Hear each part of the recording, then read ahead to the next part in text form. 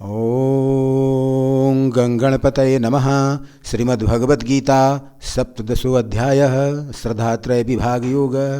नारायणं नमस्कृत्य नरं चैव नरोत्तमं देवीं सरस्वतीं व्यासं ततो जयमुदीरयेत्। गीतामृत का पान करने वाले भक्तजनों, आज हम लोग गीता के 17वें अध्याय में प्रवेश कर रहे हैं, जिसमें भगवान ने अर्जुन को बड़ा ही महत्वपूर्ण रहस्य बताया है।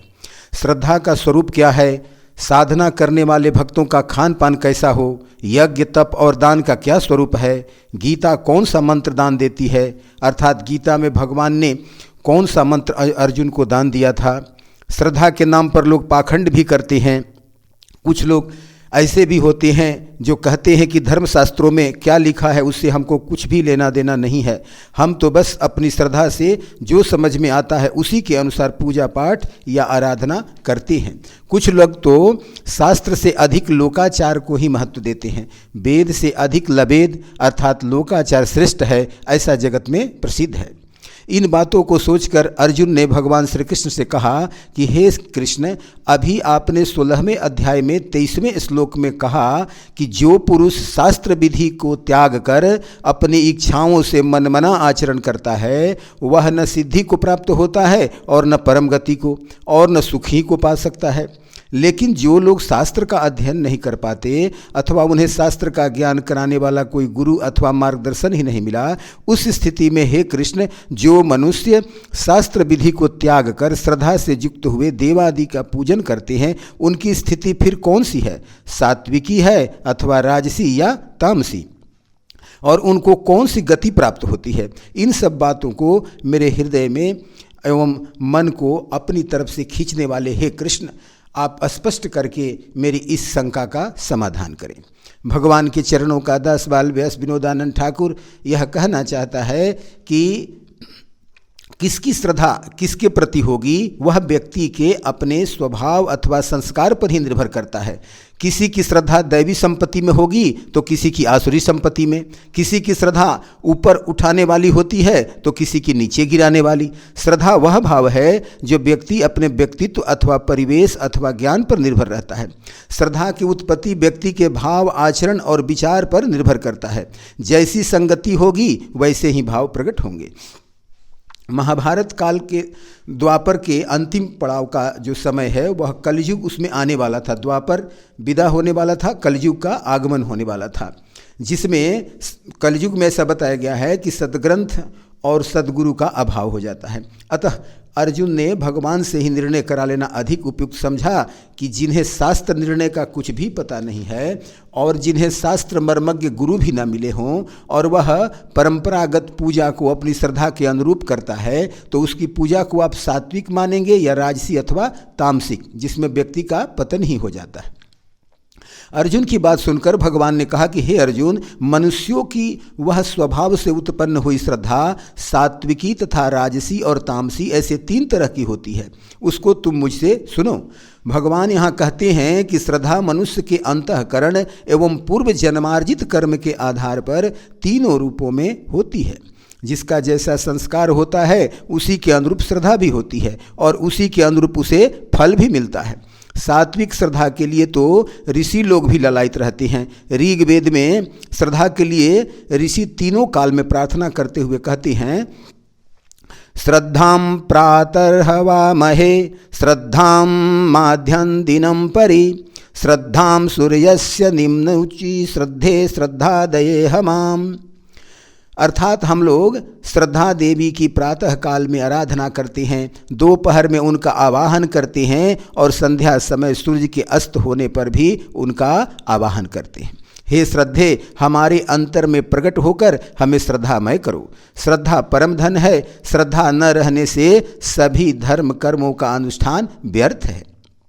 राजस मनुष्य सकाम भाव से शास्त्र विहित कर्म करते हैं जिससे उन्हें स्वर्ग आदि उच्च भोग भी प्राप्त होते हैं, लेकिन क्षीणे पुण्य मर्त्यलोकम विसंति, अर्थात पुण्य का भोग समाप्त होने पर पुनः पृथ्वी पर उन्हें जन्म धारण करना पड़ता है।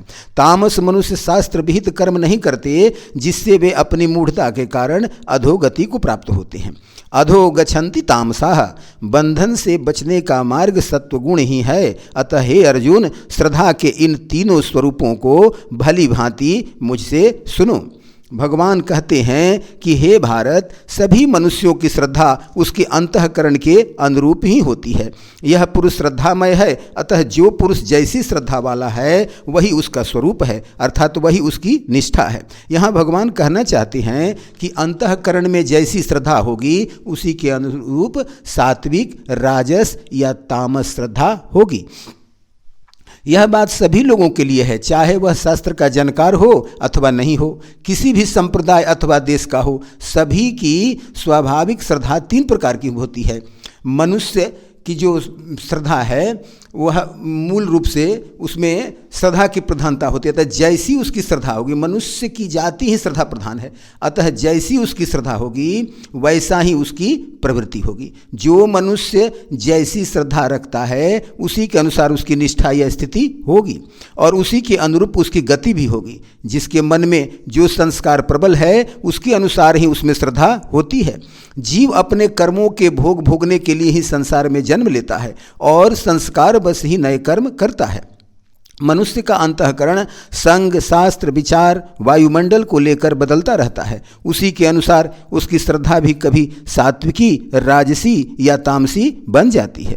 श्रद्धा भाव है जो हर व्यक्ति में अलग अलग होता है। किसी में सद्भाव तो किसी में असद्भाव होता है। जो भाव परमात्मा की तरफ ले जाता है वही सद्भाव है और जो भाव संसार की तरफ ले जाता है वह असद्भाव है। दैवी संपत्ति में सद्भाव होता है और आसुरी संपत्ति में असद्भाव होता है। भगवान कहते हैं कि हे अर्जुन, मनुष्य के इष्ट भी उसके श्रद्धा के अनुरूप ही होते हैं। सात्विक पुरुष देवों को पूजते हैं, राजस पुरुष यक्ष और राक्षसों को पूजते हैं तथा अन्य जो तामस मनुष्य हैं वे प्रेत और भूत गणों की पूजा करते हैं। यहाँ भगवान यह कहना चाहते हैं कि दैवी संपत्ति वाले मनुष्य अपनी अपनी श्रद्धा के अनुसार देवताओं की आराधना करते हैं। किसी की श्रद्धा रामकृष्ण में है तो किसी की शंकर में, कोई गणपति का भक्त है तो कोई भगवती शक्ति का, कोई भगवान भास्कर को पूजता है तो कोई हनुमान भक्त है। 12 आदित्य, 8 वसु, 11 रुद्र और 2 अश्वनी कुमार, इन 33 प्रकार के शास्त्रोक्त देवताओं का पूजन में जिनकी श्रद्धा है वे सात्विक श्रद्धा वाले व्यक्ति होते हैं। राजसी श्रद्धा वाले धन की कामना अधिक रखते हैं, इसलिए वे यक्षों की पूजा करते हैं। यक्षों के राजा धन कुबेर हैं, अतः राजसी श्रद्धा वाले व्यक्ति धनाध्यक्ष कुबेर की आराधना करते हैं। राजसी श्रद्धा वाले व्यक्ति अपने शत्रु के नाश के लिए राक्षसों का पूजा करते हैं। मारण, मोहन, उच्चाटन जैसी राक्षसी पूजा को राक्षसी श्रद्धा वाले बहुत महत्व देते हैं। तामसी श्रद्धा वाले भूतों तथा प्रेतों का पूजन करते हैं। जो मर गए हैं उन्हें प्रेत कहते हैं और जो भूत योनि में चले गए हैं उन्हें भूत कहा गया है। हमारे जो पितर हैं वो दूसरों के लिए भूत हैं और जो दूसरों के पितर हैं वे हमारे लिए भूत हैं। पितरों का पूजन तामसी नहीं है पर भूतों का पूजन करना तामस है। लोग अपना काम बनाने के लिए भूतों की सिद्धि करते हैं, जो तामस पूजा कही गई है। तामसी श्रद्धा रखने वाले ही भूत प्रेत की पूजा में विश्वास रखते हैं। पितरों के निमित्त जो श्राद्ध कर्म अथवा प्रेत क्रिया किया जाता है वह तामसी पूजा नहीं है, क्योंकि इसके लिए शास्त्र की आज्ञा है।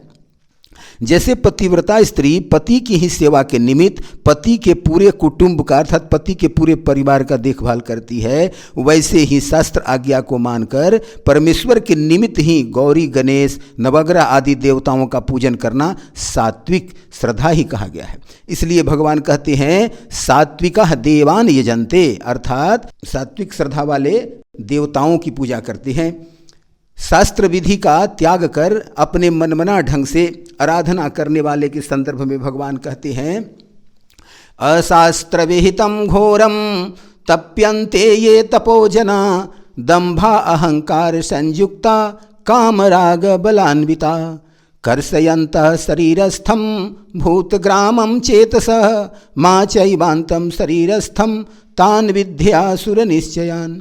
जो मनुष्य शास्त्र विधि से रहित केवल मनः कल्पित अर्थात अपने से नियम बनाकर घोर तप को तपते हैं तथा दंभ और अहंकार से युक्त एवं कामना, आसक्ति और बल के अभिमान से भी युक्त हैं तथा जो शरीर रूप से स्थित भूत समुदाय को अर्थात शरीर, मन और इंद्रियां आदि के रूप में परिणित हुआ आकाश आदि पंच तत्वों को और अंतःकरण में स्थित मुझ परमात्मा को भी कृश करने वाले हैं। अर्थात शास्त्र के विरुद्ध उपवास आदि घोर आचरणों द्वारा शरीर को सुखाना एवं भगवान के अंश रूप जीवात्मा को क्लेश देना भूत समुदाय को और अंतर्यामी परमात्मा को कष्ट देने वाले हैं। उन अज्ञानियों को तू आसुर स्वभाव वाले जान।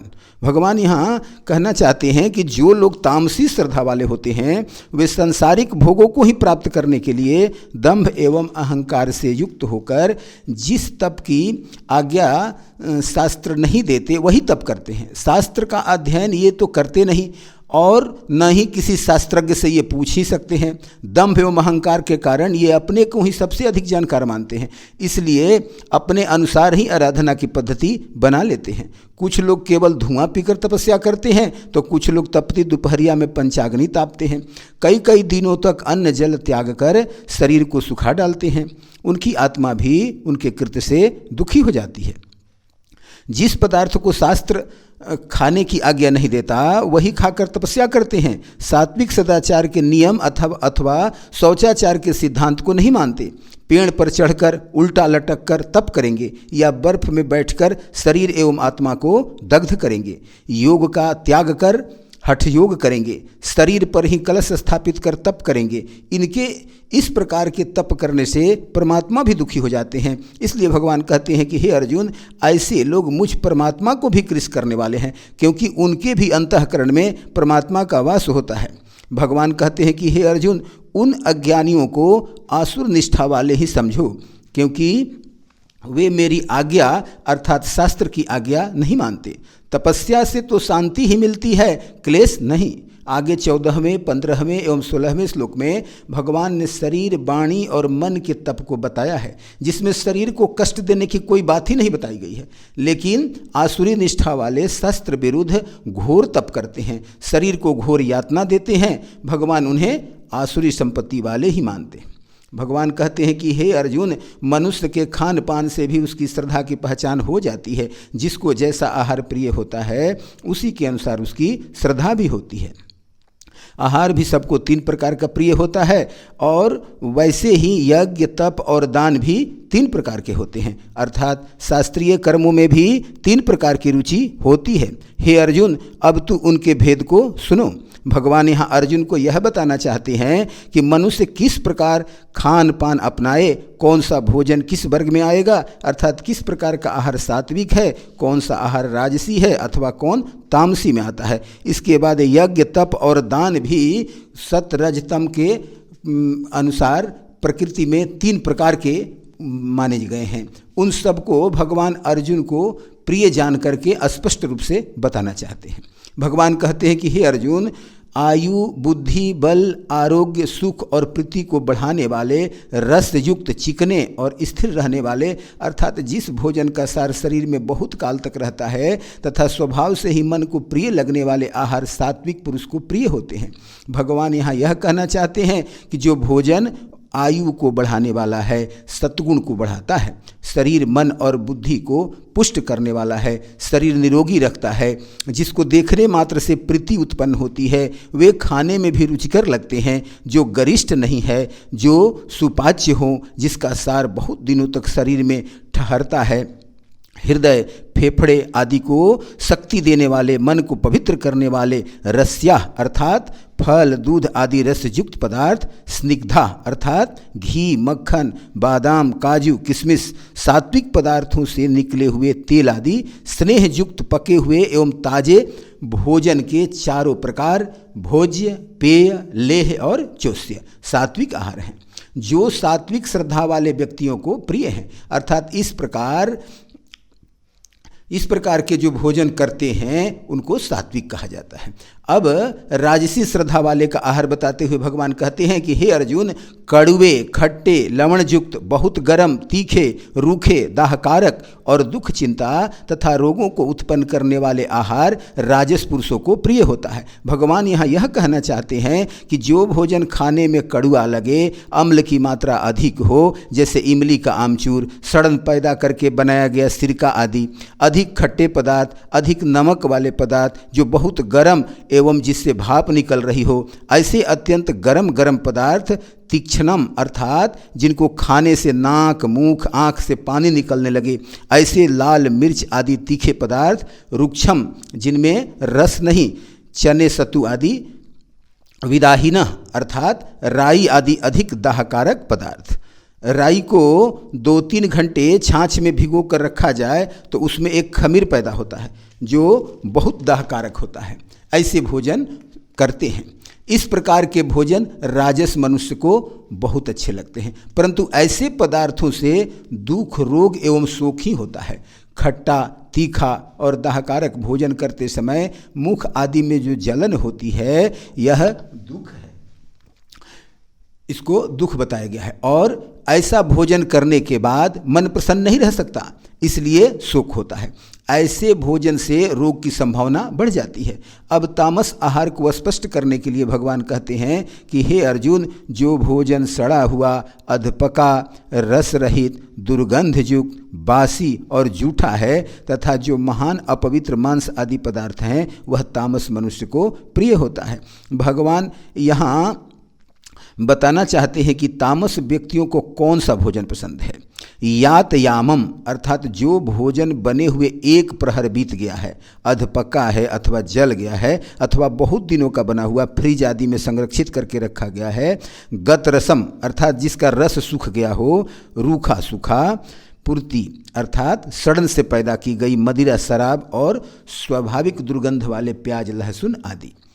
पौरुषितम अर्थात बासी भोजन, जल और नमक मिलाकर बनाए हुए साग, रोटी आदि पदार्थ रात बीतने पर बासी कहलाते हैं, परंतु दूध, घी, चीनी आदि से बने हुए अथवा अग्नि में पकाए हुए जलेबी, लड्डू आदि जो पदार्थ हैं, उनमें जब तक खराबी नहीं आती तब तक बासी नहीं कहे जाते।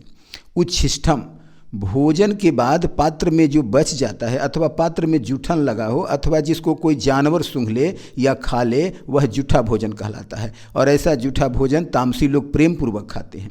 बहुत सारे तामस भोजन का भगवान नाम भी नहीं रखना चाहते, इसलिए जो महान अपवित्र चीज़ों का, जैसे रज बीज से पैदा हुए मांस, मछली, अंडा आदि जो मुर्दा हैं, उनको छूने से भी अपवित्रता होती है, उनको भगवान ने अमेध्य कहा है, जो कि तामस प्रवृत्ति वाले लोग प्रेम पूर्वक एवं रुचि पूर्वक खाते हैं। भोजन करने के भाव से भी प्रभाव पड़ता है। सात्विक भोजन भी यदि राग पूर्वक खाया जाए तो वह राजस हो जाता है, और स्वाद के चक्कर में यदि अधिक खा लिया जाए तो वही भोजन तामस बन जाता है। भिक्षुक को भिक्षा के रूप में रूखा सूखा जो बासी भोजन भी मिलता है, जिसको तामस भोजन बताया गया है, और उसे भूखा भिक्षुक राग पूर्वक खाने लगता है तो वह भोजन राजस बन जाता है। और उसी भोजन को यदि वह भिक्षुक भगवान को श्रद्धापूर्वक भोग लगा करके अब प्रसाद के रूप में ग्रहण करे तो वही रूखा सूखा जो भोजन है वह सात्विक बन जाता है। इस प्रकार व्यक्ति के भाव पर भी आहार का स्वरूप निर्धारित होता है। भगवान कहते हैं कि हे अर्जुन, यज्ञकर्ता भी सात्विक, राजस और तामस 3 प्रकार का होता है। अब तुम उसके बारे में भी स्पष्ट रूप से सुनो। यज्ञ करना ही कर्तव्य है, इस तरह मन को समाधान अर्थात संतुष्ट करके फलेच्छा रहित मनुष्यों द्वारा जो शास्त्र विधि से नियत यज्ञ किया जाता है वह सात्विक है। यहाँ भगवान यह कहना चाहते हैं कि नियत यज्ञ करना मेरा धर्म कर्म है, जिसको मुझे अवश्य करना है। लोक अथवा परलोक में उससे क्या फायदा होगा उसकी चिंता नहीं करके उसे निश्चित कर्तव्य मानकर जो नियत यज्ञ में मन को पूरी तरह समर्पित करके बिना किसी फल की कामना से शास्त्र के विधान के अनुसार श्रद्धापूर्वक यज्ञ कर्म करता है वह सात्विक है। जो मनुष्य अपना नियत कर्म फल त्याग पूर्वक शास्त्र विधान के अनुसार करता है उसका प्रत्येक कर्म सात्विक यज्ञ ही हो जाता है। अब राजस यज्ञ के संबंध में बताते हुए भगवान कहते हैं कि हे भरत श्रेष्ठ अर्जुन, जो यज्ञ फल की इच्छा से लेकर के किया जाता है और दंभार्थ अर्थात दिखावा करने के लिए किया जाता है, उस यज्ञ को तुम राजस यज्ञ समझो। राजस यज्ञ में मनुष्य यह कामना करता है कि मुझे धन वैभव मिले, स्त्री पुत्र परिवार अच्छा मिले, मेरे सब अधीनस्थ अनुकूल रहें, हमारा शरीर निरोग रहे, समाज में मेरा यश बढ़े, सम्मान बढ़े, हमारी प्रसिद्धि हो जाए, मरने के बाद भी मुझे स्वर्ग आदि लोकों के दिव्य भोग मिले, मेरी कामनाओं की पूर्ति हो जाए, हमारे शत्रुओं का नाश हो जाए। समाज में दिखावापन करने के लिए अत्यधिक धन खर्च करके शस्त्र विधान के अनुसार कामना पूर्वक किया जाता है, उसे राजस यज्ञ कहा गया है। भगवान कहते हैं कि हे अर्जुन, अब तू तामस यज्ञ के संदर्भ में सुनो। शास्त्र विधि से हीन, अन्नदान से रहित, बिना मंत्रों के, बिना दक्षिणा के और बिना श्रद्धा के किए जाने वाले यज्ञ को तामस यज्ञ कहते हैं। भगवान कहते हैं कि तामस प्रवृत्ति वाले लोग जो यज्ञ करते हैं उसमें जो शास्त्रों में विधान बताया गया है उसके ठीक उल्टा नियम बना लेते हैं। जो अन्नदान के वास्तविक अधिकारी शास्त्र में बताए गए हैं उनको अन्नदान न दे करके कुपात्र को अन्नदान करते हैं या नहीं भी करते हैं। वे अपने मन के हिसाब से उन लोगों को ही भोजन भी करवाएंगे जिनसे उनका भविष्य में उनसे कोई काम लेना है। निस्वार्थ भूखे अथवा भक्तों को अन्नदान वे नहीं करते हैं।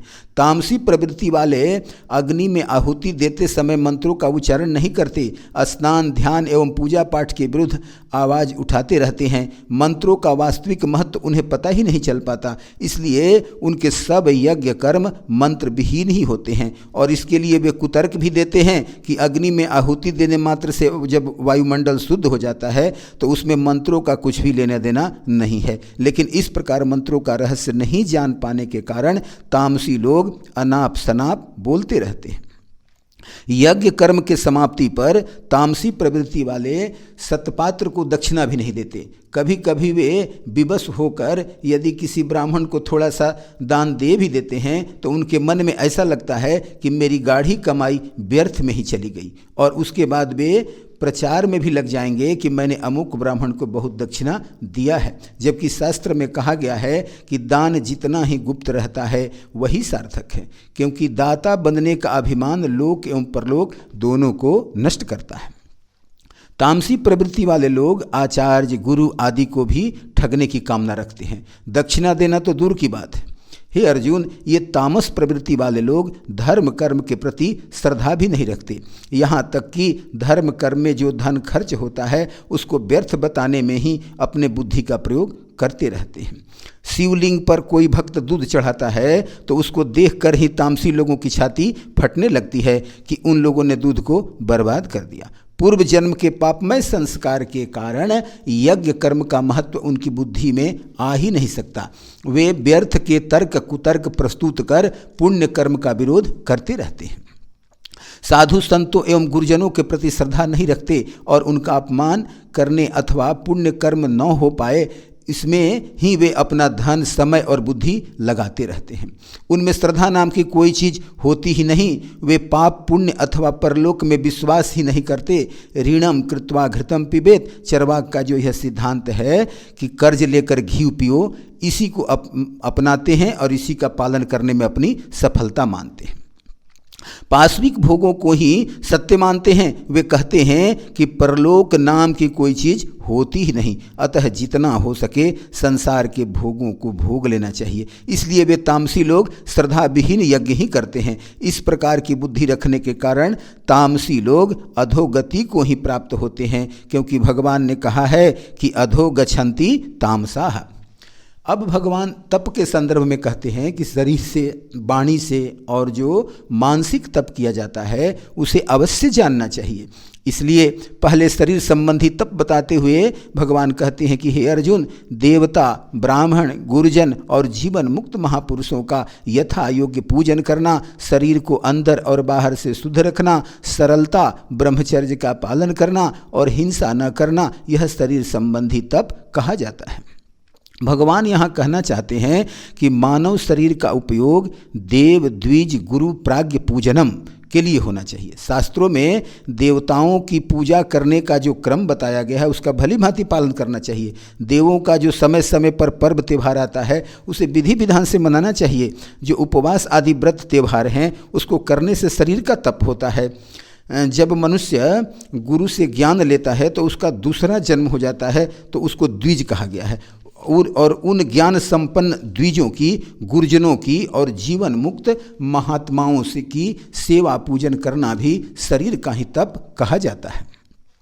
इनकी सेवा करने से ही मनुष्य का जन्म सार्थक हो पाता है। बड़े बुजुर्गों की सेवा एवं उनसे मार्गदर्शन प्राप्त कर उसी के अनुसार जीवन जीना शरीर का तप बताया गया है। अब भगवान कहते हैं कि शौच भी शरीर का तप है, क्योंकि शरीर की शुद्धि से ही अंतःकरण की शुद्धि संभव है। और जब तक मन बाहर और भीतर से पवित्र नहीं होगा, फिर शरीर का तप कैसे होगा। अतः शरीर की शुद्धि का ख्याल रखना बहुत जरूरी है।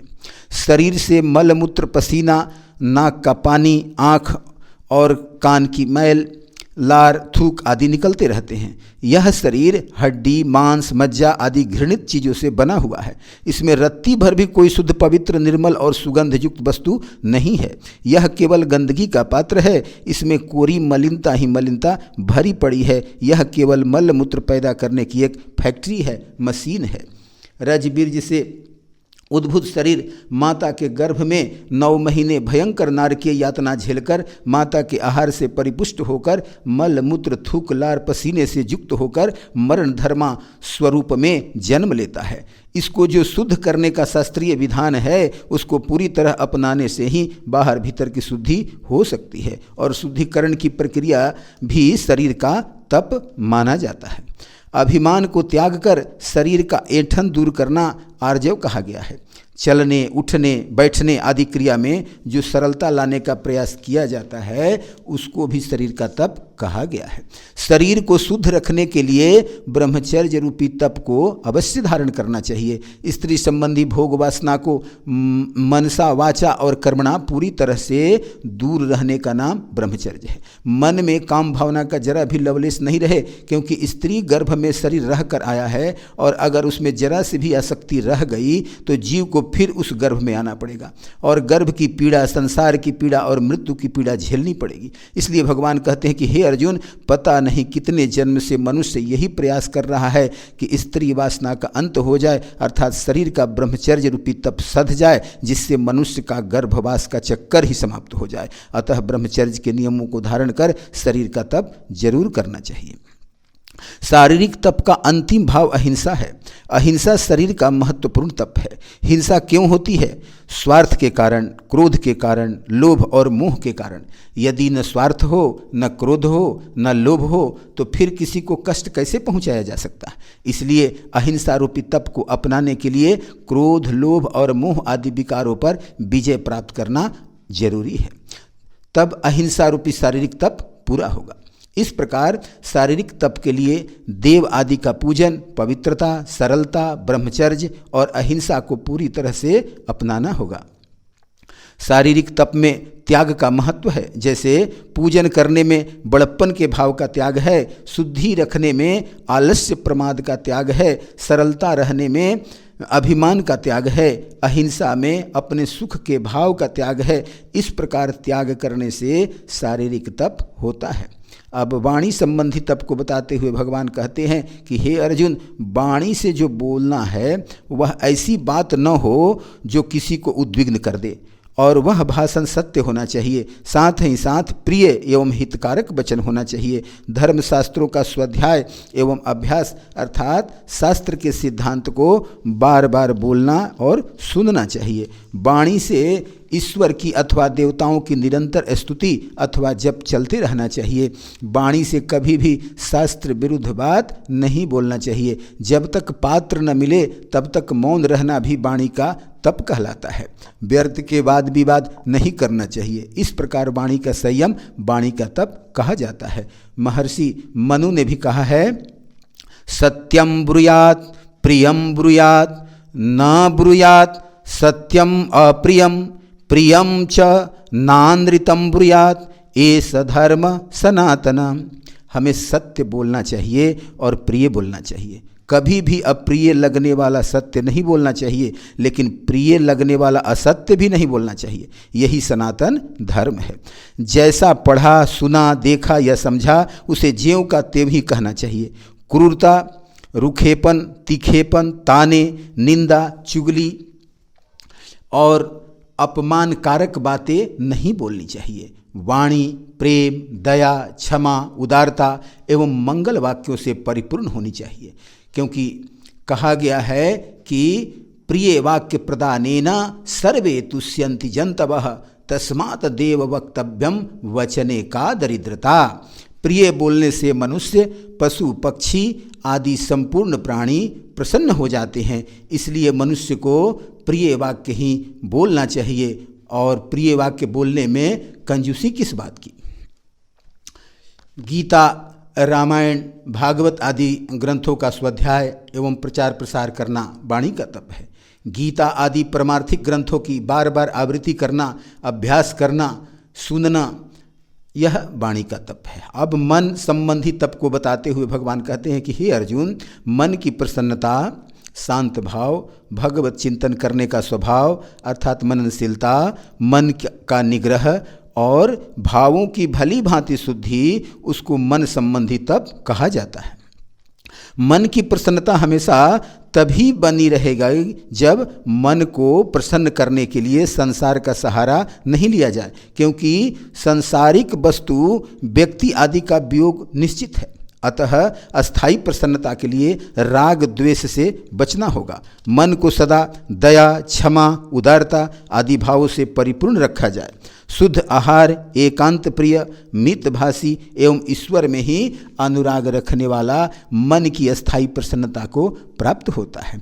मन में किसी से भी बैर अथवा बदले की भावना अथवा आसक्ति न रखते हुए अपने आप में ही संतुष्ट रहने वाला, सब कुछ ईश्वर की दया से हो रहा है, ऐसा अटल विश्वास रखने से ही मन में अस्थायी शांति की प्राप्ति होती है।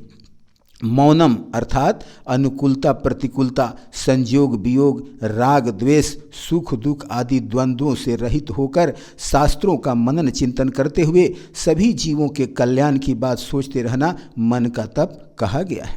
आत्म विनिग्रह अर्थात मन बिल्कुल एकाग्र हो जाए और तैल धारावत एक ही चिंतन करते रहे। मन को वशीभूत करना अर्थात मन के अनुसार नहीं, मेरे अनुसार मन चले, इस प्रकार मन को साधना मन का तप कहा गया है। मन के तप में भाव की पवित्रता बहुत जरूरी है। मन में जब ईश्वर का चिंतन चलता रहेगा, शास्त्रों की बातें चलती रहेगी, तो भाव शुद्ध तो हो ही जाएंगे। अतः भाव शुद्धि के लिए निरंतर प्रयत्नशील रहना मन का तप बताया गया है। भगवान यही कहना चाहते हैं कि परिस्थितियां चाहे अनुकूल हो या प्रतिकूल, मन शांत ही बना रहना चाहिए। मन अपने बस में रहे, मन में पवित्र भाव बना रहे, हर हाल में आनंद कंद भगवान के चिंतन में ही मन रमा रहे, इसी को मन का तप कहा गया है। भगवान कहते हैं कि हे अर्जुन, तप भी सात्विक, राजस और तामस 3 रूप में बांटा गया है।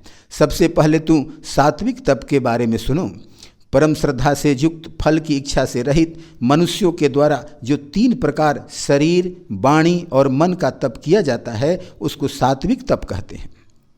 भगवान यहाँ यह कहना चाहते हैं कि शरीर, वाणी और मन के द्वारा जो तप किया जाता है वह सात्विक तब कहा जाएगा जब साधक बिना किसी कामना के श्रद्धापूर्वक तप करता है।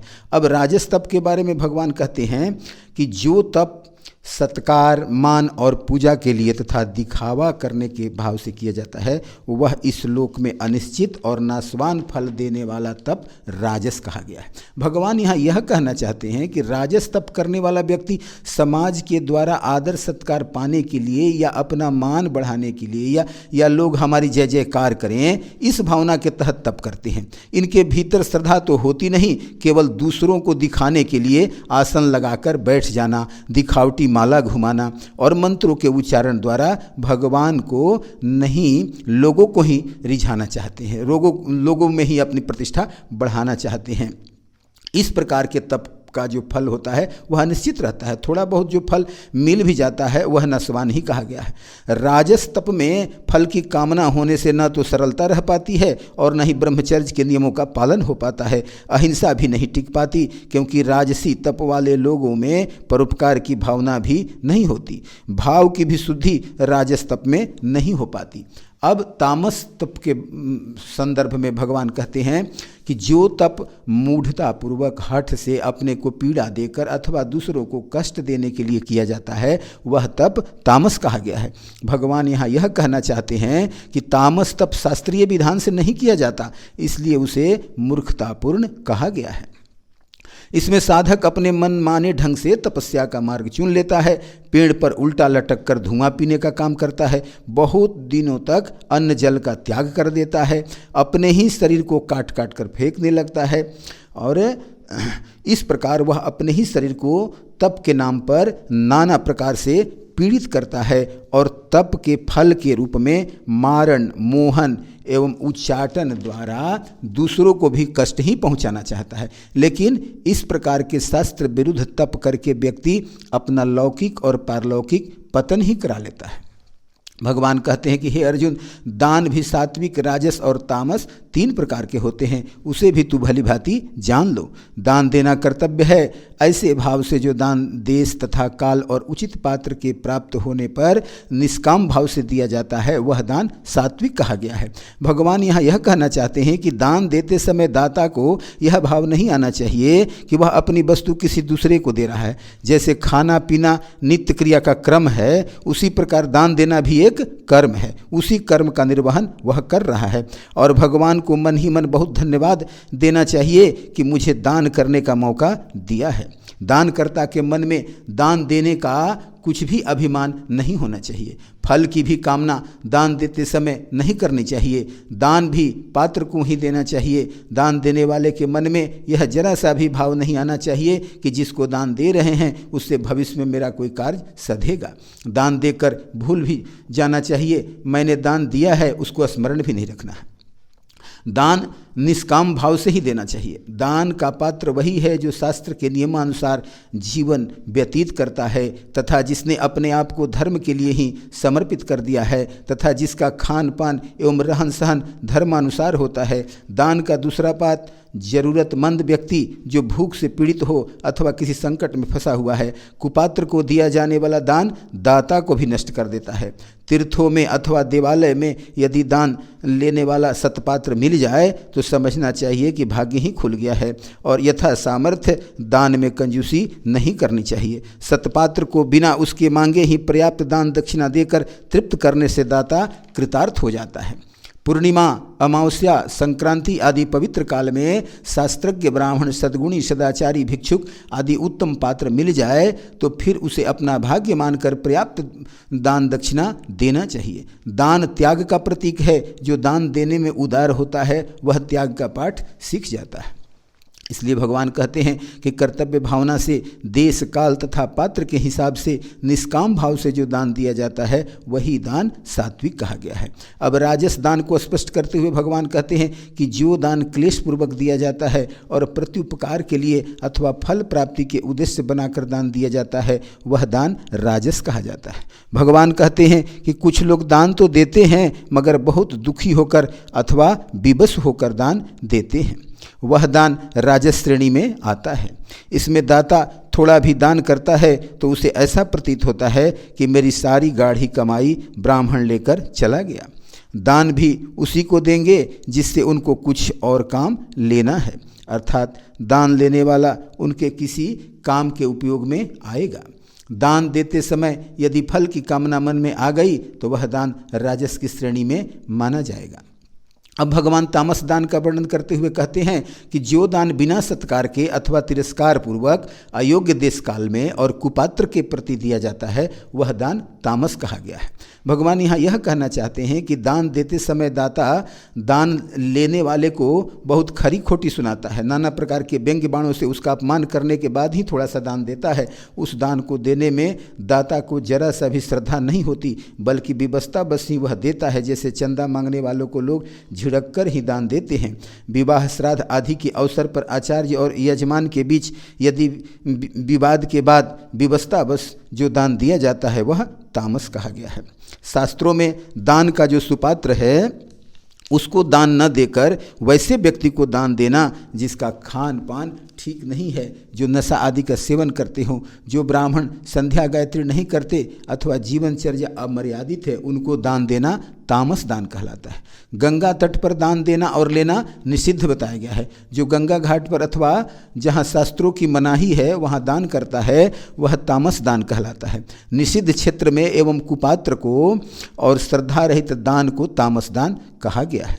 भगवान के चरणों का दास बाल व्यास विनोदानंद ठाकुर भक्त जनों से कहना चाहता है कि अन्न, जल, वस्त्र और दवाई, इन चारों के दान में पात्र कुपात्र का विचार नहीं करना चाहिए। हाँ, कुपात्र को धन दान नहीं करना चाहिए, क्योंकि यदि उस दान का उपयोग यदि अभक्ष खाने पीने में अथवा पाप कर्म में करेगा तो उस पाप के फल को दाता को भी भोगना पड़ सकता है। लेकिन यदि सुपात्र प्राप्त हो जाए तो दान करने में कंजूसी नहीं करनी चाहिए, क्योंकि कंजूसी भी पाप कर्म ही कहा गया है। धर्म के 4 चरण हैं, सत्यम, दया, तपो, दान मिति, अर्थात सत्य, दया, तप और दान। इन्हीं 4 पैरों पर धर्म खड़ा होता है। इसमें कलयुग में 3 पैर तो नहीं होते, केवल धर्म के एक ही पैर दान ही बचा रहता है।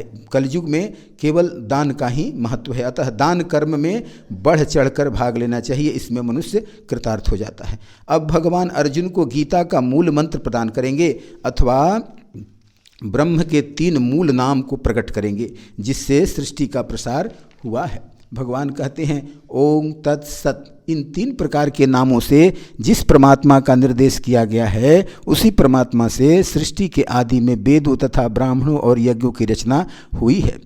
ब्रह्म को स्मरण करने के लिए यहाँ भगवान ने 3 नाम दिया है, ओम, तत् और सत। इन 3 शब्दों के द्वारा संपूर्ण ब्रह्म को निर्देशित किया गया है। इसी से सृष्टि के आदि काल में यज्ञकर्ता, वेदविद ब्राह्मण, वेद और यज्ञ रूप क्रिया की सृष्टि हुई है। यज्ञ, दान, अनुष्ठान और तपस्या में अगर कोई कमी रह गई तो ओम तत्सत मंत्र का जप करने से, उच्चारण करने से वह प्रक्रिया पूर्ण हो जाती है, वह अनुष्ठान पूरा माना जाता है। इसलिए हे अर्जुन, वैदिक सिद्धांतों को मानने वाले पुरुषों की शास्त्र विधि से नियत यज्ञ, दान और तप रूप क्रियाएं सदा ओम इस परमात्मा के नाम का उच्चारण करके ही प्रारंभ होती है। वैदिक संप्रदाय में ओम का उच्चारण करके ही वेद पाठ, यज्ञ, दान, तप की क्रियाएं प्रारंभ किया जाता है। वेद मंत्र बिना ओम के उच्चारण के फलीभूत नहीं होते। सबसे पहले ओम प्रणव प्रकट हुआ था, फिर गायत्री एवं ऋक्, साम एवं यजुर्वेद प्रकट हुआ। ओम शब्द अ, उ और म और चंद्र बिंदु से मिलकर बना है। अ सृजन का प्रतीक है जो ब्रह्मा जी का सूचक है, उ पालन करता अर्थात विष्णु का सूचक है और म संहार करने वाले माहेश्वर अर्थात शिव जी का सूचक है। और जो कठिनता से उच्चारण किए जाने वाला चंद्र बिंदु है वही आद्य शक्ति जगदम्बा का प्रतीक है। इस प्रकार ओम में ब्रह्मा, विष्णु, महेश एवं साथ साथ आद्य शक्ति जगदम्बा की भी उपस्थिति हो जाती है। इस प्रकार ओंकार जिसे प्रणव कहा जाता है वह पूर्ण ब्रह्म का परिचायक है। ब्रह्म का जो दूसरा नाम तत् है उसका तात्पर्य है कि परमात्मा के लिए ही सब कुछ है। ऐसा मानकर मुक्ति चाहने वाले मनुष्यों द्वारा फल की इच्छा से रहित होकर अनेक प्रकार के यज्ञ और तप रूप क्रियाएं तथा दान रूप क्रियाएं की जाती है। तत् का अर्थ होता है वही या उसी, अर्थात वही सब कुछ है, सभी कर्म उसी के निमित्त होना चाहिए। यज्ञ, दान, तप आदि सब कुछ उसी ब्रह्म के लिए होना चाहिए। उसी की प्रसन्नता के लिए साधक का सब कर्म होता है और साधक स्वयं भी उसी का होता है। यज्ञ कर्म में स्वाहा के बाद न मम शब्द का उच्चारण इसीलिए किया जाता है कि यह मेरा नहीं है, फिर किसका है? तत् का है, उस परमात्मा का है। इसलिए तत् शब्द से ब्रह्म का ही स्मरण किया जाता है। भगवान अब सत्य के संदर्भ में बताते हुए कहते हैं कि हे पार्थ, सत्य ऐसा यह परमात्मा का नाम सबसे ऊंचे भाव में अर्थात सत्य भाव में और श्रेष्ठ भाव में प्रयोग किया जाता है तथा उत्तम प्रशंसनीय कर्म के साथ सत्य शब्द जोड़ा जाता है। भगवान यहाँ यह कहना चाहते हैं कि सत्य का प्रयोग सद्भाव में होता है, अर्थात जो सत्य है उसी की सत्ता है। जैसे राम के रूप में या कृष्ण के रूप में, शिव के रूप में या शक्ति के रूप में सभी सत्ता परमात्मा के निमित्त ही है। जो भी साधु भाव है अर्थात श्रेष्ठ उत्तम भाव हैं, जैसे दया, क्षमा आदि उच्च सद्गुण साधु भाव सत्य के रूप में ही निहित हैं। जो सबसे श्रेष्ठ है, जो सदा है, पूर्ण है, सभी सद्गुणों का समूह है, वह सत्य कहा गया है। जितने भी श्रेष्ठ संस्कार अथवा प्रशंसनीय कर्म हैं वे सब सत्य कहे जाते हैं। भगवान ने कहा है कि ना भावो विद्यते सतः, अर्थात सत का अभाव नहीं हो सकता। सत जो है सर्वत्र है, सर्वत्र सत की स्थिति है, इसलिए सत को परमात्मा बताया गया है। फिर आगे सत के संदर्भ में ही बताते हुए भगवान कहते हैं कि यज्ञ तथा तप और दान रूप क्रिया में जो स्थिति अर्थात निष्ठा है वह भी सत इस प्रकार कही जाती है, और उस परमात्मा के लिए किया गया कर्म निश्चय पूर्वक सत ही कहलाता है। भगवान यहाँ यह कहना चाहते हैं कि सात्विक यज्ञ तप और दान में जो सच्ची निष्ठा होती है वही सत कहा गया है। सत्कर्मों के पालन में, सदतीर्थों में जो श्रद्धा और विश्वास होता है वह सत निष्ठा कही गई है। चाहे संसार के कर्म हो या परमार्थ के, उनमें सुख आराम आदि का उद्देश्य न रहकर निष्काम भाव एवं श्रद्धा विश्वास से केवल भगवान के लिए अर्थात भगवत प्रत्यर्थम किया जाए तो वे सब तदर्थीय कर्म हो जाते हैं। भगवान के निमित्त होने के कारण उसका फल सत्य हो जाता है, अर्थात सत्य स्वरूप परमात्मा के साथ संबंध हो जाने से वे दैवीय संपत्ति होकर मुक्ति प्रदान करने वाले कर्म बन जाते हैं। अग्नि में लकड़ी डालने पर वह अग्नि ही बन जाता है, उसी प्रकार परमात्मा के लिए जो कर्म किया जाता है वह सब सत्य अर्थात परमात्मा स्वरूप बन जाता है, अर्थात परमात्मा की प्राप्ति हो जाती है। जो स्वर्ग आदि उच्च भोगों का भी त्याग कर केवल परमात्मा को चाहता है वह सत्य को प्राप्त हो जाता है। परमात्मा के निमित्त किया हुआ साधन सत्य ही हो जाता है। असत्य का त्याग कर परमात्मा रूपी सत्य की प्राप्ति ही जीव का मुख्य लक्ष्य है, इसलिए सत्य को परमात्मा का ही नाम कहा गया है। अब भगवान यह बताना चाहते हैं कि जो कर्म परमात्मा प्राप्ति के उद्देश्य से नहीं किया जाता वह असत है। भगवान कहते हैं कि हे पार्थ, अश्रद्धा से किया हुआ हवन, दिया हुआ दान और तपा हुआ तप तथा और जो भी कुछ किया जाता है वह सब असत कहा जाता है। उस असत कर्म का फल न तो यहाँ मिलता है और न मरने के बाद, अर्थात उसका कहीं भी सत्फल नहीं होता। अश्रद्धया हुतम दत्तम तपस्तप्तम, अश्रद्धापूर्वक यज्ञ दान और तप किया जाए और कृतम चयत, अर्थात जिसके लिए शास्त्र आज्ञा देता है उसको भी यदि अश्रद्धापूर्वक किया जाए वह सब असत्य ही हो जाता है। जो लोग शास्त्र को नहीं मानते, शास्त्र का विरोध करते हैं, वे अश्रद्धालु होते हैं। मानस में कहा गया है कि वर्ण धर्म नहीं आश्रमचारी, अश्रुति विरोध रत सब नर नारी। ये अश्रद्धालु परलोक और पुनर्जन्म को नहीं मानते, न तो ये वर्ण व्यवस्था को मानते हैं और न आश्रम व्यवस्था को ही। मनमाने ढंग से यज्ञ दान आदि क्रियाएं करते रहते हैं, जो उनको समझ में आता है वही करते हैं। इनका यज्ञ दान में विश्वास तो होता नहीं, लेकिन समाज के नियमों से विवश होकर जो ये पुण्य कर्म करते हैं उनमें इनके मन में थोड़ी सी भी श्रद्धा नहीं होती, लेकिन दिखावा करने के लिए यज्ञ दान आदि पुण्य कर्म करते हैं। बिना श्रद्धा के जो पुण्य कर्म किए जाते हैं उसका न तो इस जन्म में फल मिलता है और न ही परलोक में ही। शास्त्रीय कर्मों का फल की कामना से श्रद्धापूर्वक जो किया जाता है तो धन वैभव स्त्री पुत्र आदि की प्राप्ति होती है और स्वर्ग भी मिल जाता है, लेकिन ये फल नश्वर होते हैं। यज्ञ दान और तप जब श्रद्धा एवं निष्काम भाव से किया जाए तो परमात्मा की प्राप्ति हो जाती है, परंतु अश्रद्धापूर्वक कर्म करने वालों को न तो संसार की ही संपदा मिलती है और न परमात्मा ही मिलता है, अर्थात श्रद्धा विहीन कर्म फलीभूत नहीं होता। अतः श्रद्धा विहीन कर्म से समय एवं शरीर का दुरुपयोग ही होता है। बहुत लोग शास्त्र विधान के अनुसार यज्ञ दान आदि क्रियाएं अधिक धन एवं अधिक समय देकर पूरा करते हैं, लेकिन श्रद्धा नहीं होने के कारण वह कार्य असत हो जाता है, जिससे उन लोगों का धन एवं समय सब कुछ व्यर्थ ही चला जाता है। अतः भगवान यहाँ मूल बात यही कहना चाहते हैं कि मनुष्य यज्ञ दान तप तीर्थ व्रत आदि शास्त्र विहित कर्मों को श्रद्धापूर्वक और निष्काम भाव से ही करे, जिससे उसका कर्म सार्थक हो सके। अतः श्रेष्ठ कर्तव्य कर्म श्रद्धापूर्वक और भगवान की प्रसन्नता के लिए ही करना चाहिए। भगवान के चरणों का दास बाल व्यास विनोदानंद ठाकुर भक्तजनों से कहना चाहता है कि इस अध्याय में भगवान श्रद्धा को सात्विकी, राजसी और तामसी 3 विभाग में बांटे हैं। इसलिए इस अध्याय को श्रद्धा त्रय विभाग योग नाम दिया गया है। अतः तामसी श्रद्धा का तो पूर्णतः त्याग ही कर देना चाहिए और धीरे धीरे राजसी श्रद्धा से भी बाहर निकलकर अपने सभी कर्मों को सात्विक श्रद्धा में बदलने का अनवरत प्रयास करते रहना चाहिए। ब्रह्म का स्मरण ओम तत्सत अथवा हरि ओम तत्सत का सतत स्मरण एवं कीर्तन करते रहना चाहिए, जिससे पूर्ण ब्रह्म का स्मरण बना रहे। जो इस श्रद्धा त्रय विभाग को ध्यान पूर्वक सुनता रहेगा उसकी श्रद्धा सात्विक बनी रहेगी और मन भगवान में लगा रहेगा। हरि ओम तत्सत। सर्वे भवन्तु सुखिनः, सर्वे सन्तु निरामया, सर्वे भद्राणि पश्यन्तु, मा कश्चित् दुःखभाग् भवेत्। ओम शांति शांति शांति।